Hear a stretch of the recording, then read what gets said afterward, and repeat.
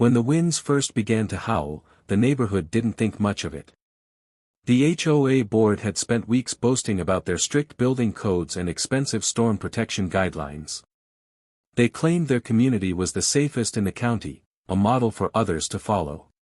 But as the hurricane warnings intensified, the tone began to change. People rushed to board up windows, tie down patio furniture, and move cars away from trees. The once perfect streets of the gated community turned into a scene of chaos and panic. I watched quietly from my porch, feeling a mix of dread and calm. My house sat on slightly higher ground, not by much, but enough to make a difference. I had reinforced it years ago with hurricane-resistant materials after watching too many of my neighbors ignore maintenance and rely solely on HOA promises. The board often mocked my over-engineering, saying I was wasting money and breaking the aesthetic harmony of the neighborhood. But that night, as the sky turned black and the wind began to roar like a freight train, I was thankful I hadn't listened. The hurricane arrived in full force by midnight. Trees snapped like matchsticks, and roofs peeled away as if they were made of paper. I could hear the distant sound of car alarms, shutters slamming, and the sickening crash of debris flying through the air. Power went out across the community, plunging everything into a surreal darkness. I sat inside, surrounded by the sound of nature's fury, waiting and hoping my preparations would hold. Hours passed like an eternity. When the storm finally moved inland, leaving behind a hollow silence, I stepped outside to witness the aftermath. The devastation was worse than anyone could have imagined. Houses were flattened, pools filled with mud, and streets were unrecognizable. It looked like a war zone. Yet, standing there amid the chaos, my house was almost untouched, a few missing shingles, a cracked fence, and some scattered debris, but structurally sound. At first, I felt immense relief. But that relief didn't last long. Within hours, HOA board members began arriving to assess the damage. Their faces were pale, their homes destroyed, their pride shattered. Instead of acknowledging that my precautions had worked, they looked at me with suspicion. One of them muttered something under their breath about unnatural luck. Another took photos of my house from every angle. By the next morning, rumors were spreading like wildfire. Some residents whispered that my reinforced foundation had redirected wind currents. Others accused me of somehow causing extra damage to nearby properties by deflecting the hurricane's path. It was absurd, but fear and anger can make people irrational. The HOA president, Mr. Caldwell, called an emergency meeting in the community clubhouse, what remained of it. He stood on a cracked podium, his tie torn and his composure gone, and declared that an investigation would be launched into why my property had survived unfairly. I couldn't believe what I was hearing. My survival had become their evidence of wrongdoing. I tried to reason with them, reminding them that I had offered to share my stormproofing methods years ago, only for them to fine me for unauthorized modifications. But reason had no place in that moment. The crowd was emotional, desperate, and looking for someone to blame. And I was the easiest target, the one house still standing among ruins. Days turned into weeks as cleanup efforts began. Insurance inspectors, local officials, and news reporters visited the neighborhood, amazed that one home had endured while others had crumbled. For a brief moment, I was treated as a symbol of resilience. Journalists wanted interviews. Contractors came to learn from my design. But behind the scenes, the HOA's resentment was growing. One morning, I received a thick envelope taped to my mailbox. Inside was a formal complaint from the HOA's legal committee. They accused me of structural interference with community drainage and contributing to the unequal distribution of storm damage. Their claim: my property had altered wind flow, causing millions in losses to surrounding homes. And in an act of unbelievable audacity, they demanded $10 million in damages. I laughed at first, thinking it was some cruel joke. But the attached documents were real, signed, stamped, and notarized. They had turned grief into greed. According to their calculations, the entire neighborhood's losses were now my responsibility. I was stunned. As the days went by, more letters followed, notices of pending lawsuits, community votes to revoke my membership, and threats of property seizure. I was now the villain in their story. My once friendly neighbors stopped speaking to me, some even crossing the street to avoid eye contact. Social media groups that once shared gardening tips were now filled with conspiracy theories about my secret engineering and government ties. My phone buzzed constantly with reporters, lawyers, and even strangers asking for comments. My peace had been replaced by chaos, not from the hurricane, but from human nature itself. What the storm hadn't destroyed, bitterness was finishing off. I knew I had to prepare for another kind of storm, one far more dangerous than wind and rain. This one would be fought in courtrooms, news outlets, and board meetings. The HOA had declared war, and I wasn't about to surrender quietly. But I also knew something they didn't: I had evidence. Every modification I made to my home had been documented, approved by local authorities, and inspected. They could twist stories, but they couldn't change the facts. And soon, I would use those facts to expose just how corrupt and delusional my HOA had become. The hurricane had tested my home's strength. Now, the HOA would test my patience, and my will to fight back. The weeks following the hurricane became a blur of paperwork, whispers, and tension thick enough to choke on. The once pristine neighborhood that prided itself on unity and order had fractured into something unrecognizable. The HOA's leadership, desperate to regain control, started spreading their narrative, that I had somehow manipulated nature itself for personal gain. They claimed that my storm-proof modifications had violated the aesthetic harmony of the community, which, according to them, disrupted natural airflow. The phrase was meaningless, but it sounded technical enough to confuse residents already shaken by loss. Flyers began appearing on mailboxes, warning neighbors that my illegal design choices had worsened the storm's impact. It was pure propaganda. I watched in disbelief as people who once borrowed my tools and shared meals with me began treating me like a criminal. The HOA held public meetings under a broken tent near the clubhouse ruins, where members gathered to discuss the case. I wasn't allowed to speak without permission. Whenever I tried to present facts, they drowned me out with boos and accusations. The atmosphere felt less like a neighborhood meeting and more like a witch trial. Local news stations, hungry for a sensational story, caught wind of the drama. Headlines like "Hurricane Survivor" or "Hidden Culprit" began circulating online. My photo appeared next to debris-strewn houses, as if I were responsible for their destruction. Interviews I gave were edited to make me sound defensive and arrogant. The HOA fed the media half-truths and exaggerated numbers, claiming I owed the community $10 million for collective suffering. It would have been laughable if it weren't so cruel. Meanwhile, my insurance company was bombarded with complaints and interference from the HOA.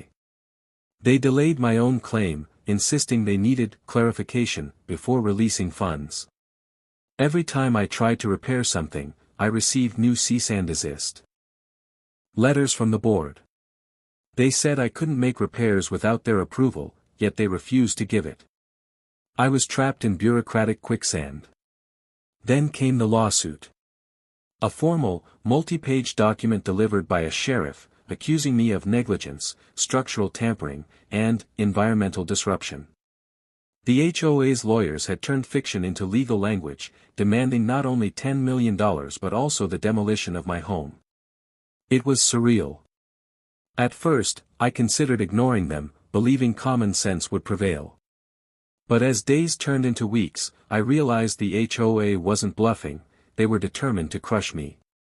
Their motives went beyond blame, this was about control, ego, and revenge. My survival during the hurricane had exposed their incompetence. They couldn't handle the humiliation of being proven wrong, so they decided to destroy the one reminder of their failure, me. I hired an attorney, a calm but sharp man named Carter, who specialized in property law. He reviewed the documents and shook his head in disbelief. "They don't have a case," he said, but they'll make your life miserable trying to prove they do. Carter filed a counterclaim for harassment, defamation, and obstruction of property rights. That's when the real war began. The HOA responded with more aggression, sending inspectors, issuing false fines, and even hiring private investigators to monitor my home. Cameras appeared at the end of my street. Drones hovered overhead. They were trying to intimidate me into surrender. At night, I sat in my undamaged living room, surrounded by silence. The irony wasn't lost on me. I had built this house to withstand a storm, but now it was a fortress against my own neighbors. I began keeping detailed logs, saving every letter, recording every encounter. If they wanted a battle of documentation, I would beat them at their own game. Then something unexpected happened. Cracks began forming in their unity. A few residents, quietly at first, began reaching out. One woman, whose roof had collapsed during the hurricane, sent me an anonymous message apologizing for believing the lies. She said she had overheard the HOA president boasting that the lawsuit would teach everyone to obey the rules. Another resident leaked an email thread showing that the HOA had ignored several safety warnings before the storm, prioritizing landscaping budgets over reinforcement projects. The truth was starting to surface. Carter advised patience. "We'll need to build a stronger case than theirs, not with emotion, but with facts," he said. So we gathered everything: engineering reports, building permits, photographs, and even drone footage showing how the storm had moved through the area. The evidence was irrefutable. But the HOA wasn't done. They doubled down with a smear campaign. Fake online reviews appeared about me, endangering the neighborhood.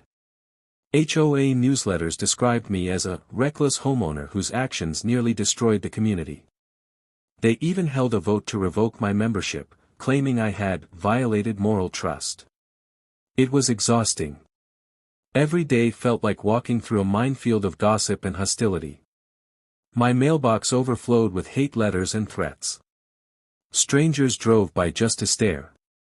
Yet, through all of it, my house still stood firm, a silent symbol of their resentment and my resilience. Months later, the court date was finally set. The entire neighborhood buzzed with anticipation. To them, this wasn't just a lawsuit, it was entertainment, a distraction from their own rebuilding struggles. HOA members strutted around like prosecutors preparing for a victory parade. But I remained calm. I knew what was coming. The night before the hearing, I walked through my yard, the same ground that had once trembled under hurricane winds. I thought about everything that had happened: the storm, the accusations, the betrayal. The HOA had destroyed their own reputation, and tomorrow, they were going to face consequences far greater than they expected.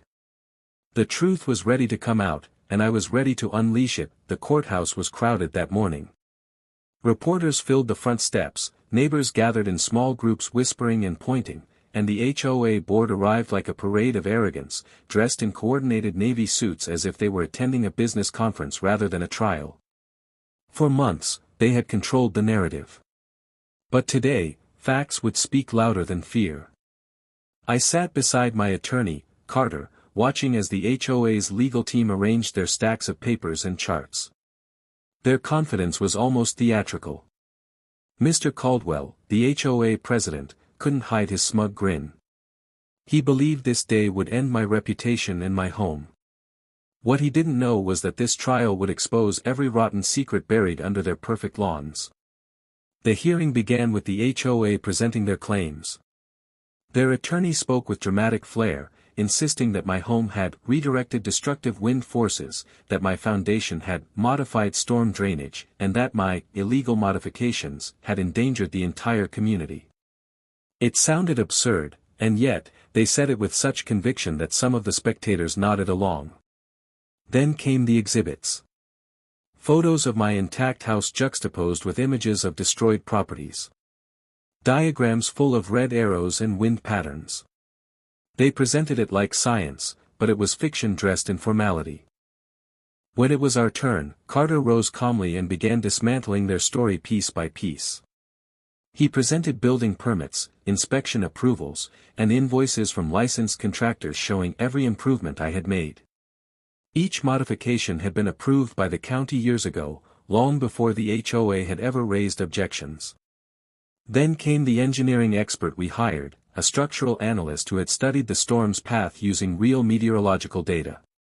He explained how my home's survival had nothing to do with redirected winds or deflected forces, but rather its elevation and the use of reinforced materials, techniques the HOA could have adopted but ignored to save money.